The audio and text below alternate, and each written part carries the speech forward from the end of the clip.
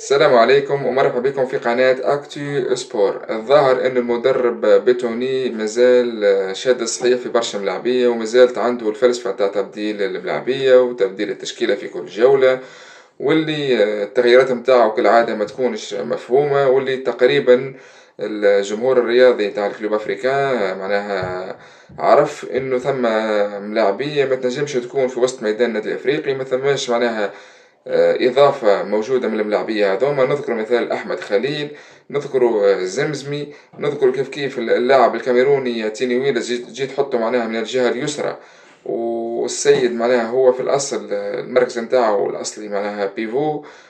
يحاول يعطي باللي عنده، ولكن ما تستناش منه إضافة كبيرة، ما تستناش منه معناها باش يعاون دفاعيا وهجوميا. صحيح دفاعيا نجم يكون إفيكاز، ولكن هجوميا تلك حدود الله، معناها هذيك إمكانيات اللاعب هجوميا ما نجمش يعاونك برشا. كيف تواجد أحمد خليل يطرح ألف من سؤال. حكينا في الفيديو السابق إنه أحمد خليل تقريبا انتهت المدة تاع الصلاحية نتاعو، ما عادش ينجم يعطي أي إضافة للنادي الإفريقي.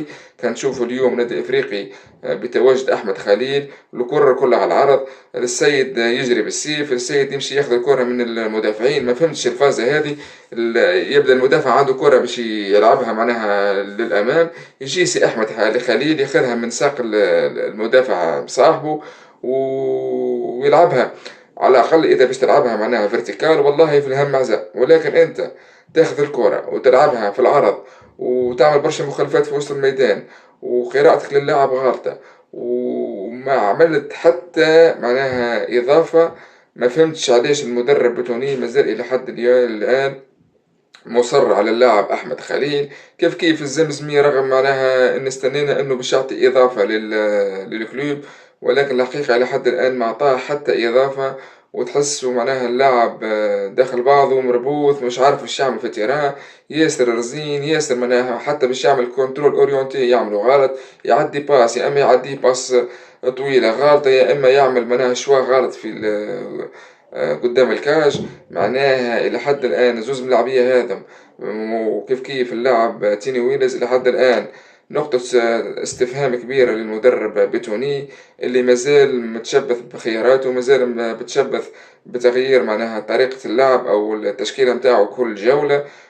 ما نعرفش علي بومنيز فيش باقي يعمل في ال في ال في ال في ال في الستاف تكنيك. علاش ما يفيقوش، ما ينبهوش انه ثم انه راهو التشكيله هذه عمرها ما تنجح مع بعضها، راهو ثم برشا غلط في الوسط، راهو ثم برشا ثقل في وسط الميدان. اليوم القوافل الرياضيه بقفصه كان اما شوي بحظوظها، وكان معناها طلعت البلوك اكثر شوي، كانت فصيل مو معناها تعمل لك تعادل، وكانت فصيل مو تربحك فصيل مو. معناها نشوف القوافل كيفاش لعبت بلوك با كومباكت كما حكينا في الفيديو السابق، ان باش تجيك تونس تلعب على الكونتر اتاك وتحاول معناها تسكر المنافذ. هذاك اللي صار، ولكن اللاعبية تاع القوافل ما امنتش بروحها، وكان بامكانها ان هي ظاهره ان القوافل الجايه لتونس باش تلعب على نيول، معناها تاخذ نقطه من رادس بعد اللي الكلوب افريكان اصبحت معناها ليكيبات هذا من الضعاف، كما القوافل كما بنغردان كما العمران اصبحت معناها تطمع في نقطة من الكلوب أفريكان.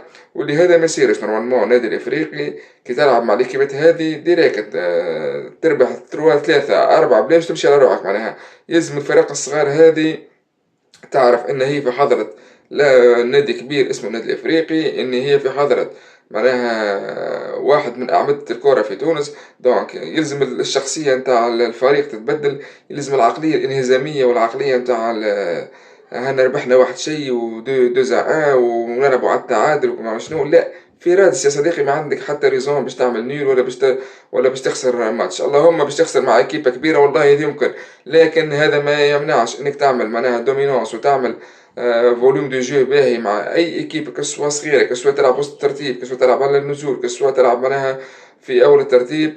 ما عندك حتى عذر، عندك ملاعبيه موجودين، عندك الملاعبيه خالصه، عندك كل شيء الاداريا ممتاز، عندك الجمهور يدز معاك. دونك المدرب التوني مطالب انه باش يفيق على التشكيله الصحيحه، ويزينا يا خويا من احمد خليل، يزينا يا خويا من الزمزمي. عندك اقلالش علاش حطوا على البنك المسماري في اخر لحظه، كان السيد مبنك لا اجا حشنا بيك بربي يا سي المسماري، مرحبا بيك حشنا بيك تجي معناها تدخل للتربص. لا يا صديقي، من الاول تعرف شكون الاجانب نتاعك، تعرف تعرف علاش معناها حطيت المسماري خارج الليستة ومن بعد عيط له. كيف كيف قليلش علاش ما يلعبش.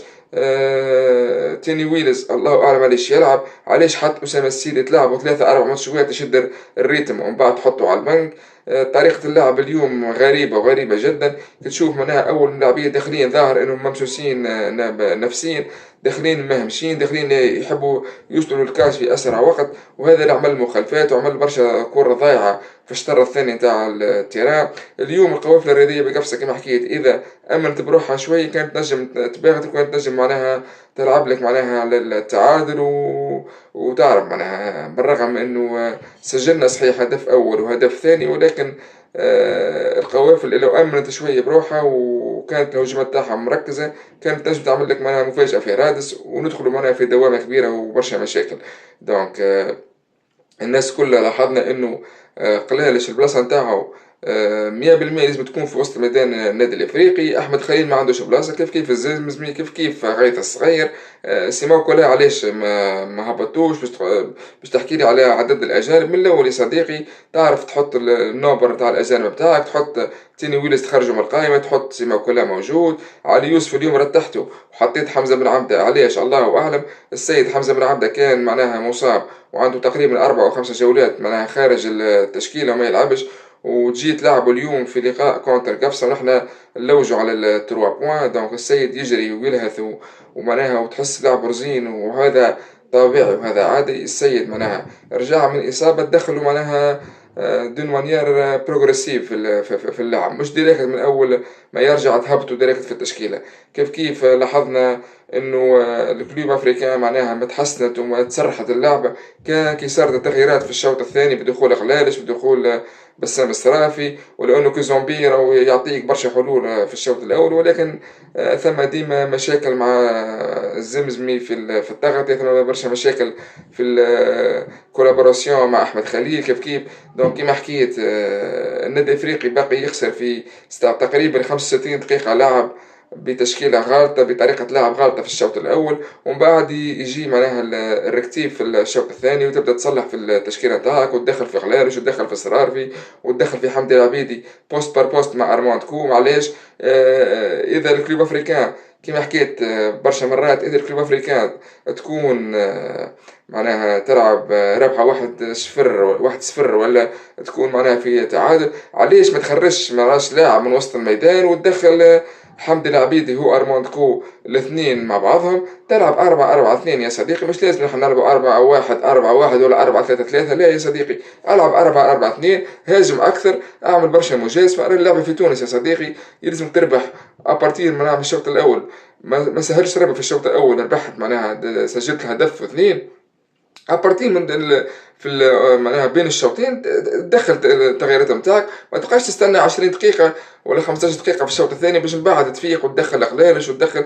لاحظنا اليوم ثم برشا توغلات ممتازة من الخضراوي، عمل اللي عليه وجراه وعمل تدريبل، ولكن الفينيش ديما يبقى غلط في 20 متر الأخيرة نتاع معناها مناطق الهجوم الدفاعية عفوا نتاع القوافل. ثم برشا تكنيك صار. ما نعرفش اسكون ملاعبية ممسوسين نفسيا من الدو ماتش اللي صاروا مع بنغردان ومع العمران. هذاك علاش لاحظنا مردود معناها متذبذب ورديء جدا في الشوط الاول الى حدود معناها 65-70 دقيقة لعب باش تخلق غلالش وتحسنت اللعبة وصارت معناها ماتش جديد وصارت طريقة لعب جديدة. والحمد لله تمكنا في اول الشوط الثاني معناها تقريبا في 14-15 دقيقة في الشوط الثاني انه حمزة الخضراوي معناها يشوت الكرة وترجع من رامي جريدي، والحمد لله كان ارماند كو معناها كان قناص وخدم بالخدمة نتاعه وسجل الهدف الأول. كيف الهدف الثاني الحمد لله إنه أيد مالك اهتدى إنه باش يسجل هدف بالرأس وحاجة ممتازة برشا. نقدنا اللعب هذا برشا معناها في الفيديو السابق، ولكن الحمد لله اليوم لعب مع أصحابه وكان إفيكاس صحيح، ضيع كورة أو كورتين، ولكن هذا كله يرجع إنه وسط الميدان متاعنا ما كانش معناها قريب من بعضه وكان ثم برشا ديشي تكنيك وكان برشا فوضى. إن شاء الله المدرب التوني يعرف انه راهو بالنسبه لغاية الصغير يزينا منه ويزينا من احمد خليل يزينا من الزمزمي، لازم تدخلهم يا صديقي في الشوط الثاني كي تبدا رابح 2-0 3-0 وتكون اللعبه عندك وتكون معناها متهني على النتيجة، تنجم تدخل غاية الصغير بطبيعته هو يرزن في اللاعب كيف الزمزي، وقتها حشنا بيه ميساج دخل وخلي يرزن لنا اللاعب يا خويا ويشد الكرة في الوسط ويطيح ويضيع الوقت ونخرجوا رابحين 3 بوان. أما نبقوا كما هكا مقصورين إلى حدود معناها الدقائق الأخيرة باش نطمنوا على النتيجة، هذا والله ما مشكلة كبيرة الحقيقة. نبقوا معناها 3 بوان في رادس ناخذوها بصعوبة. توا عندك ماتش جرجيس والمستير وعندك ماتش سي اس اس صديقي، تجيب 9 بوان ما جيب او مينيموم جيب 7 بوان منهم يا صديقي. لا تحكي لي لا على المستير في المستير، لا جرجيس في جرجيس، لا سي اس اس في كيف في الملعب نتاعها. دونك يا صديقي العزيز عندك 9 بوان تجيب لهم 7 بوان، بارك الله فيك ويرحم والديك. لازم تفهم كيف حاجة أخرى بربي. في آخر اللقاء لاحظنا إنه الملاعبية فرحانين ومشينا الجمهور وشعلوا في الفلامات. يا صديقي راك ربحت قفصة اليوم، راهو موش إنجاز إنه الكلوب أفريكان باش تربح القوافل ولا باش تربح بن قردان ولا باش تربح الجمعيات وسط الترتيب. يا صديقي لازم تفهم إنه لقاء عادي اليوم، ربحت 3 بوان متاعك.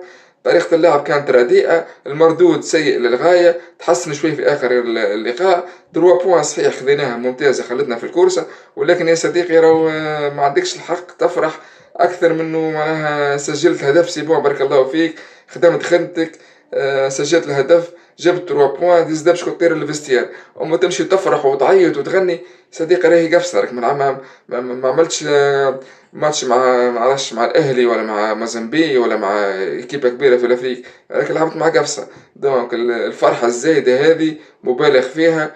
وحتى المدرب ابارمون دخل في الشعبويه ودخل في نشكر الجمهور الافريقي والجمهور يساند فيه. لا يا صديقي الجمهور يساندك، ولكن راه وقت الجمهور اللي باش يفد منك وباش يتغشش راه باش تصير حاجات لا يحمد معناها لا يحمد عقبها. فيق يا بتوني حبيت لنا تشكيله صحيحه يرحم بيك. رانا نحكوا هكا من الحرقه نتاعنا على الكليب، على الماتشوات السهلة اللي باقية تضيع، نقاط سهلة باقية تضيع. كنا نجم نكونوا بلاسي من المرتبة الأولى من مرحلة الذهاب وتكون معناها تلعب في أريحية في الماتشوات تاع الرجول، لكن أنت خليتنا بالطريقة هذه نجروا على المرتبة الأولى ونجروا معناها باش نربحوا اللقاءات نتاعنا. إذا ثم نقاط سهلة تنجم تاخذها. دونك بتونية يزينا من الشعبوية يرحم بيك، هبطلنا تشكيلة صحيحة، يزينا من الفلسفة. اللي يستحق يلعب مرحبا بيه يلعب، ما يستحقش ما كنتش تلعب لي بالأسامي. مش مفروض علينا احنا هو أحمد خليل لعبوا بالسيف على أساس إنه لاعب خبرة ولا لاعب عنده 10 سنين في الكلوب أفريقيا. لا يا صديقي ما يستحقش سيما كلها يستحق مرحبا بيه. كيف الزمزمي مش بالضرورة إنه هو ولد الكلوب باش يلعب بالسيف عليه، لا ما يستحقش اللاعب يرتاح يا صديقي تلعب في الشوط الثاني تجيري من بعد الماتش تاعك. دونك طريقة اللعب فيريفيبل اريكتيفية بالنسبة للمدرب بتوني. كيف التشكيلة الأساسية يلزم يفيق ويصلح التشكيلة نتاعو. رانا فدينا رانا تجلطنا رانا مرضنا رانا طلع له واحد الدم اليوم. كيف شفت التشكيلة ظاهرة عجة بالمايونيز ملوخية بالمخ ما تفهم شيء حاصيله. تشكيلة مزبلة، تشكيلة طريقة لعب رديئة جدا، برشا حاجات للإصلاح. هيك اللي تخيل فيك عايش خويا كلم المدرب الديريكتور تكنيك اللي عندك ولا المدير الرياضي ولا المرافق الفريق برهان غنام هو لعب في الكليب وقال له يفهم الكورة يا خويا كلمه وفيقه. إذا علي بومنيج اللي جايبها بروفيسيونال وما يدخلش روحه وكان على الفرنسيس وما نعرفش شنو، لا يا صديقي راك تتدرب في جمعية اسمها النادي الافريقي. صحيح عشنا سنين عجاف، ولكن يا صديقي توا عندك تشكيلة وعندك ملاعبية ظاهرين باش يلعبوا وباش يجيبوا لك 3 بوان. لعبهم دخلنا المسماري، دخلنا صادق محمود، دخلالش يزينا يا خويا من الركاي القديم، يزينا من الشريفي، يزينا من احمد خليل، يزينا يا خويا من الملاعبية هذوما اللي جايين يعدوا في روتريت في الكلوب افريكا. اللي ينجم يعمل اضافه ويسجل ويدز مع الجمعيه مرحبا، واللي معناها عاملها باتين عاملها فون دو كوميرس ما حشناش بيه يرحم بيك. بتوني فيق عايش خويا فيق يرحم والديك. هبطلنا تشكيله صحيحه، طريقه لعب صلحنا. راهو عندنا برشا ماتشوات وعندك 3 ماتش سكسيسيف باش تربحهم ان شاء الله. مستير جرجيس سي اس اس وتجيب معناها اكثر ما تنجم من النقاط. وان شاء الله القادم افضل ان شاء الله بالنسبه للنادي الافريقي. ويزينا رانا تعبنا فدينا مرضنا، وان شاء الله القادم افضل بالنسبه للنادي الافريقي.